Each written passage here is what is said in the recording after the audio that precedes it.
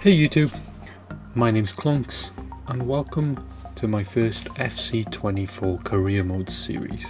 The team I'll be managing, as you can see, is Manchester United. Now I am a Manchester United fan myself, and to say that this season has been underwhelming is a bit of an understatement. So I thought, as Ten Hag has had his struggles this season, why not take control of him and see what we can do differently to get this club back to its best. So we'll be playing on legendary difficulty with sliders. Now I did forget to record my sliders, but I will show you them at the beginning of the next episode.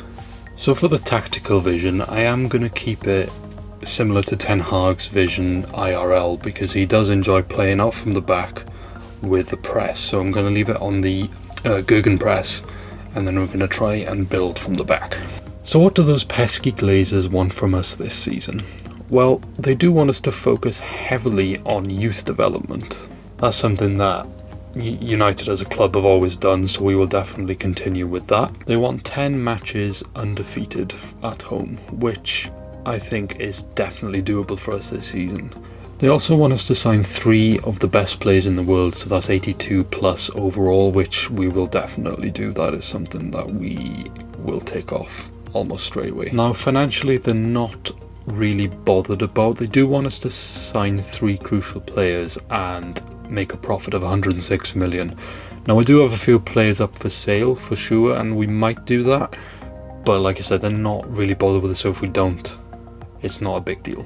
Now what is, however, a big deal for the board is our domestic season. So in the league they want top 4. Now that is definitely a priority for me as well, so we will definitely try and get that one ticked for sure. They also want a trophy. They want us to win the FA Cup, and it's something that I will try and do. It will be difficult, but we can give it a go. Now another high priority for the board is our European progression. They want us to get to the final of the Champions League. Now considering Man United ended up bottom of their group in real life and are now just completely out of Europe, that's going to be a big ask. We'll do what we can, but I'm not so sure on that one. Okay, so moving on to the team.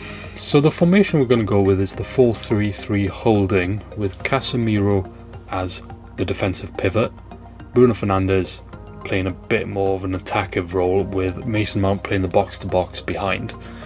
It's something that Ten Hag did want to do this season. You could see at the beginning of the season he tried it, didn't work, but it is something I think that can work if we get the team balance right.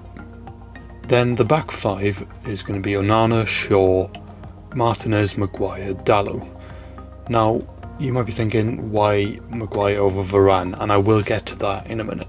Then we've got the front 3 of Garnacho, Højlund and Antony, and I'm hoping Højlund can get a few more goals in the league than he has for Ten Hag in real life this season. So for sale, I've put Rafael Varane, Jadon Sancho, Anthony Martial and Donny van de Beek, simply because that's who I think Ten Hag is trying to get out of the club, IRL. And then the rest are on the loan list, including future superstar Kobbie Mainoo. And then these are some of the players that I'm looking to bring in. Now I've got a couple of players on here. Most of them are players that United are linked with in real life, and then I've got 1 or 2 players that I think United should sign myself. So centre back wise, I got Todibo, who United are heavily linked with, Araujo, another player who United are heavily linked with, and Araujo would probably be the most expensive one of these lot, and probably the best. Mark Gahey, another one United are currently linked with from Crystal Palace. And then a youngster, Lenny Yoro, who I probably won't go for at this current stage. Now moving on to the central defensive midfield role. Now I've got 3 players on here. I've got Højbjerg from Spurs, I've got Konrad Lima from Bayern Munich, and João Palhinha from Fulham. Now the one I'm probably going to look at getting is Højbjerg, because United are currently heavily linked with Højbjerg. Lima is not someone who United are currently linked with, but it is someone who I would potentially want to bring in if I don't get Højbjerg. The rest of these players are either being scouted or are currently linked with United in real life. But there is one position United really need to improve on, and they should have in the summer, and that's on the striker position. But the player who I think United should go for in real life, they're very, very heavily linked with him at the minute, and it's the player who I think I will be going for, is Girassi. Okay, so the first offer we had was for Donny van der Beek, and that was from Newcastle. Now, because they're a rival club, I bumped up the price. I was like, I'm going to have to ask 15 million, which they turned down straight away. I then got a loan offer for Kobbie Mainoo. Now, I was from Leeds, and I didn't really want to send him off to Leeds, so I rejected that. I also had an offer from Spurs for Varane, which I straight up rejected because I didn't want to sell him to a rival club. Then Aston Villa came in for Anthony Martial with a 20.4 million. I tried to be a little bit greedy and get 21.5, but he walked away.